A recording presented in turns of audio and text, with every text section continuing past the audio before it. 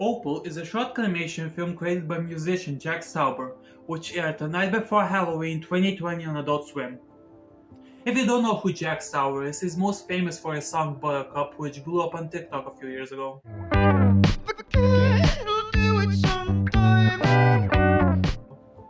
A lot of his songs actually blew up on TikTok.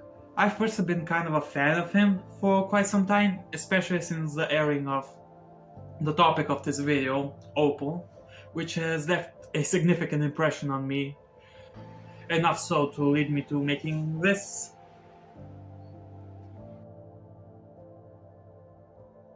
So in this video essay, I want to discuss some of the themes present within the project. Mostly the theme of escapism, because I haven't seen other people cover it. But I will be analyzing some other stuff, including symbolism and a full narrative analysis. For that, I'll be recapping the entire story.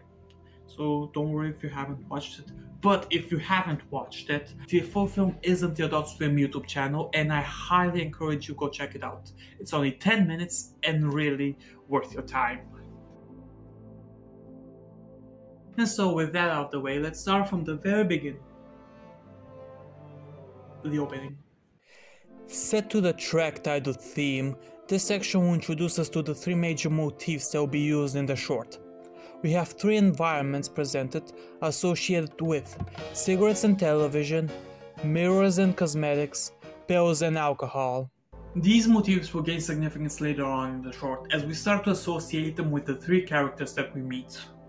We zoom in through a window as the title card is displayed on a small house.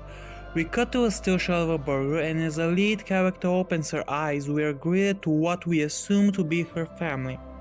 The background gets dark, four lights start shining above, which begin to reflect in the character's eyes, and the track, We See You Opal, begins to play.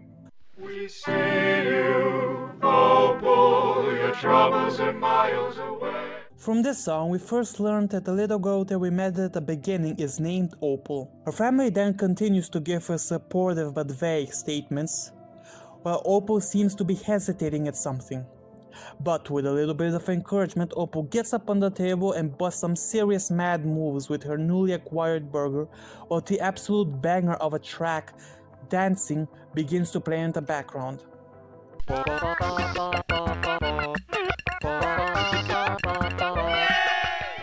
But the scene is immediately spoiled as Opal gets distracted by the house across the street. She is then met by her parents nervously discouraging her from acknowledging it and telling her not to mind it. As Opal is swiftly put to bed, she just can't shake the thought of that house out of her head. She tiptoes to the window, and that's where we get one of the most beautiful and eerie scenes of the entire film. As the top window of the house across the street opens and literally calls out to Opal with a ghostly essence set to the chill-inducing crying. We can also reasonably deduce that this is the same window that we saw in the opening title sequence. This moment seems to convict Opal into crossing the street, after which she gets scared into entering the rundown house by a strong light. As Opal shuts the door behind her, in front of her sits a large man in front of a TV. She tries to sneak past him, but steps on a wrapper which alerts the man. He asks Opal if she is someone named Claire. From this question, along with his glasses, we can clearly tell that this man is blind, and that he is not able to see who Opal is. He asks Claire to bring him his cigarettes and not to hide them, which she has apparently done multiple times. We can assume that Claire is most likely some kind of family member that lives in this house, someone who cares at least somewhat about this man's health. Him coughing up blood and being severely out of breath don't seem to deter him from delivering one of the best tracks of the entire film, the absolute banger of a track that is Easy to Breathe. And won't you tell me, why does it sound so easy to breathe on TV? In the song, he sings about all the wonderful things he hears from the TV, about all the singing ladies that also maybe dance. He can't really tell cause, he's blind. to the network executives or the idea salesmen, all of them pining for his soul. But he could never really tell why life is so nice on these TV shows, why it sounds so easy to breathe on TV. After the song ends, the man begins to notice Opal's strangeness. When she approaches him to hand him cigarettes, he comes to the realization that that is not Claire. And when Opal refuses to leave the house, he gets up in pursuit of her, in doing so breaking his glasses. Opal runs away from the old man up the stairs and is again greeted by the same call coming from the attic. As Opal approaches the door, she is startled by someone, a man in the bathroom whose face is obscured by a bunch of mirrors. The man is much friendlier than the person we met before, but he is talkative, stopping Opal from continuing past him, but never actually seeing who he's talking to, his view always obscured by his own reflection. And if the mirrors were not a clear enough sign, he's also very obsessed with physical appearances, and comes off across as insecure and judgmental. His ramblings lead to a song in which he says will explain everything and why he is like this. Thus we get another absolute banger of a track, which is Mirror Man. They turned me down, now I live my nightmare. Gotta be seen by someone out there. We learn that this man was rejected by someone in some way. We never really learn how or what's the context behind this rejection, but it's a critical moment in this man's life which has led him down the path of looks maxing basically. The song also has some religious stuff in it, which is what? God is in my skin. Wrecking the world, it's next to sin. Opal gets scared off again by the old man who has made it up the stairs. This causes the mirror man to presumably chase after her as well, breaking a mirror in the process. Upon entering the door, Opal is greeted with a very chaotic bedroom, littered with sheets and wine bottles, and also the staircase to the attic. As Opal approaches the staircase, something grabs her by the foot and she falls. We are faced with a very disheveled woman, and from Katsuha's point of view, we can make the assumption that she's under the influence. Not much of a surprise with all the wine bottles scattered around, but she also begins to call our lead Claire. She soon begins telling us about her virtuous cycle of forgiveness. And honestly, she has some of the most Slayer dialogue in the entire short, and there's plenty to analyze once we reach the end. The woman then starts singing Virtuous Cycle, a pretty short song with only 4 lines, where the woman sings about how she needs a daughter to take care of. But the song does have a lot when it comes to its visuals. Mama needs a little girl to land on. Mama needs. The woman's eyes roll back and we are greeted with a flashback, a tense sequence of moments. They go by so fast and upon first viewing it's hard to tell what's going on. Even slowed down it's hard to tell what's going on because the events are so out of context.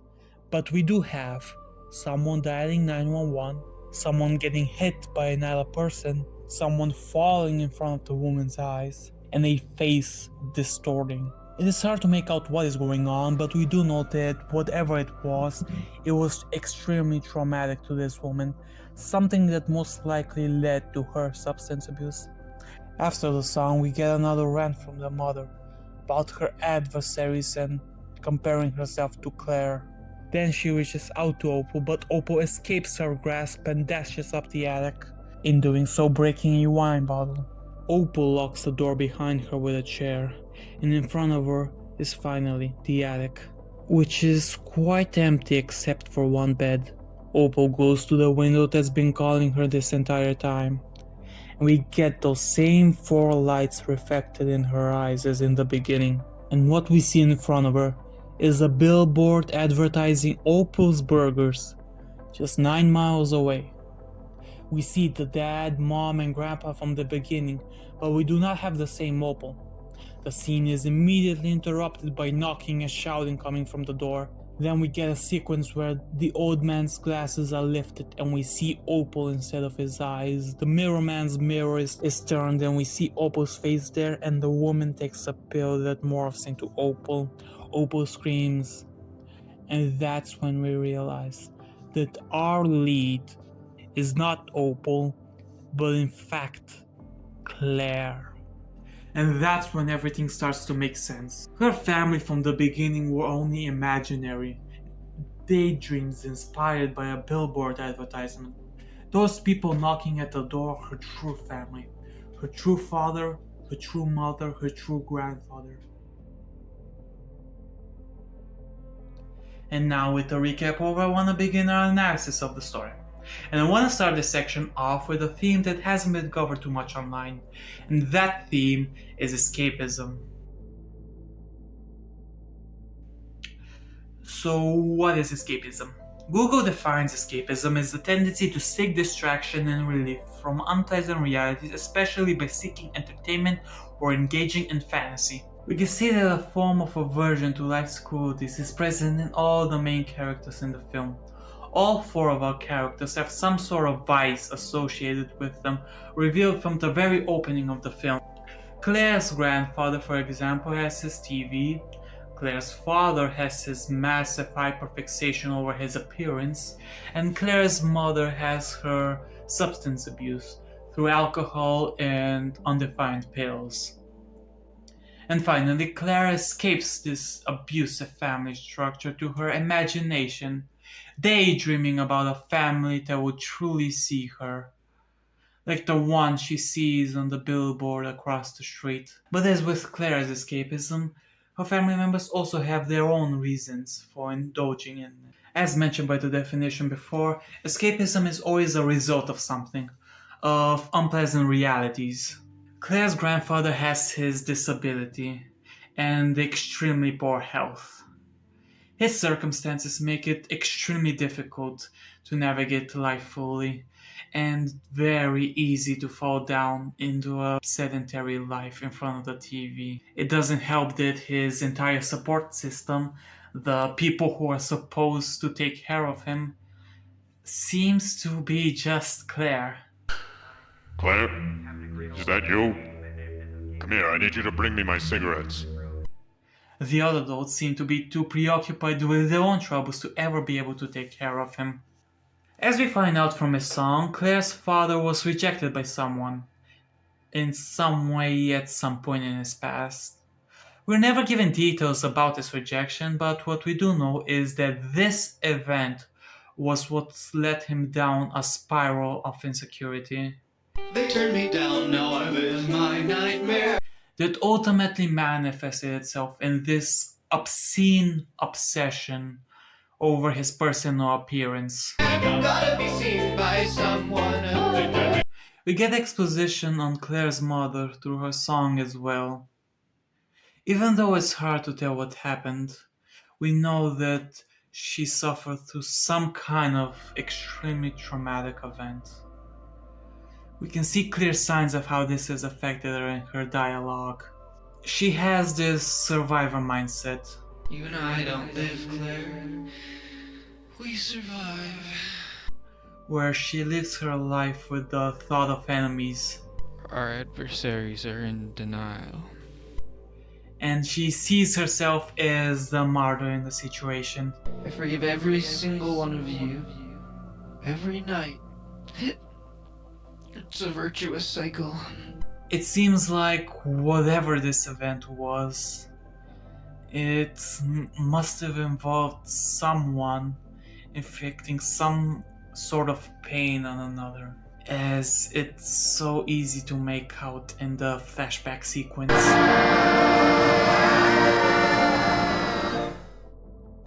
Claire is not completely ignored, however.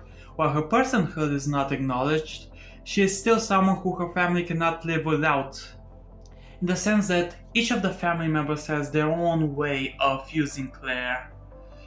And we can actually see this symbolized at the very end of the story, in one of the scenes where Claire's face morphs out of the objects associated with each of the family members.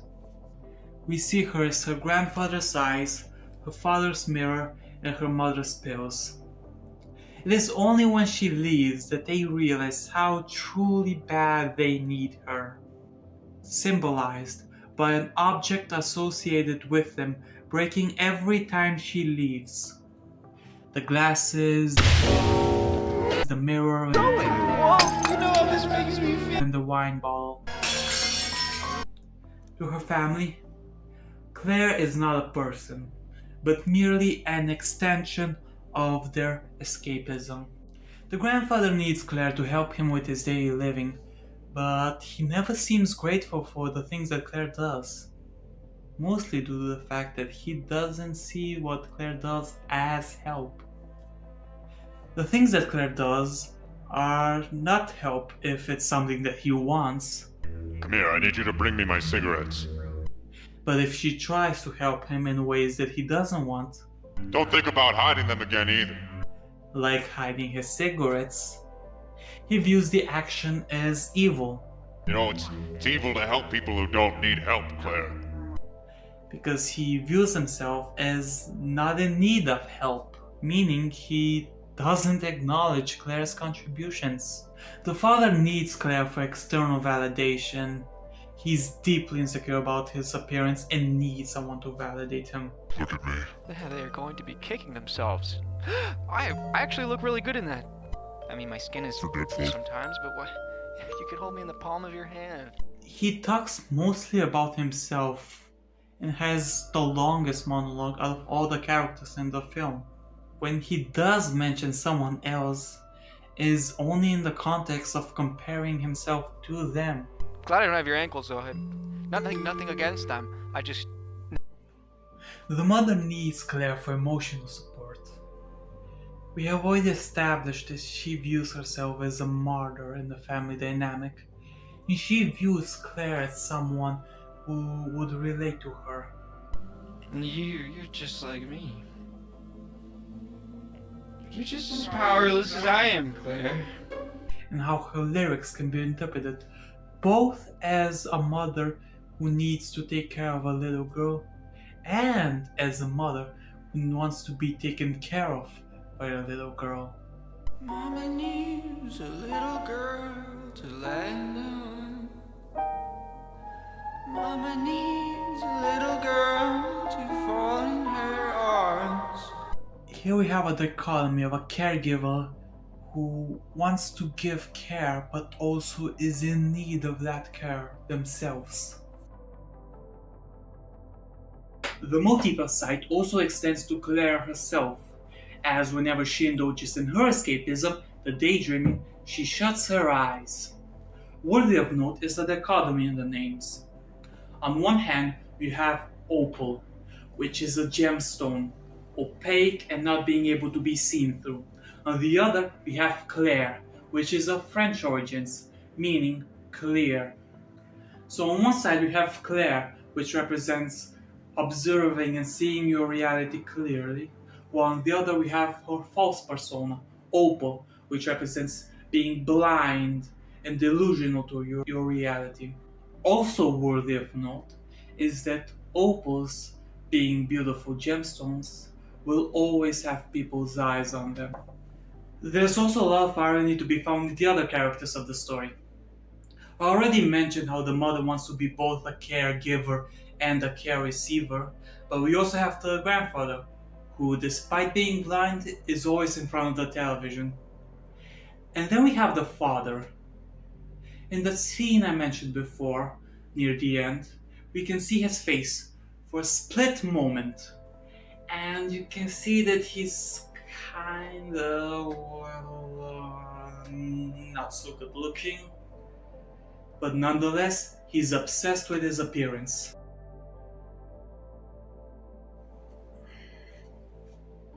There's so many things to talk about in this short, and I love the fact that even though it came out like 3 years ago, there's still people talking about it in the comments, and people are still finding out small details about it even to this day. Like, for example, like I would have never noticed, like whenever Claire is in her daydreaming state, her eyes reflect the four lights from the billboard. unless it wasn't for this one commenter who I couldn't find again to credit.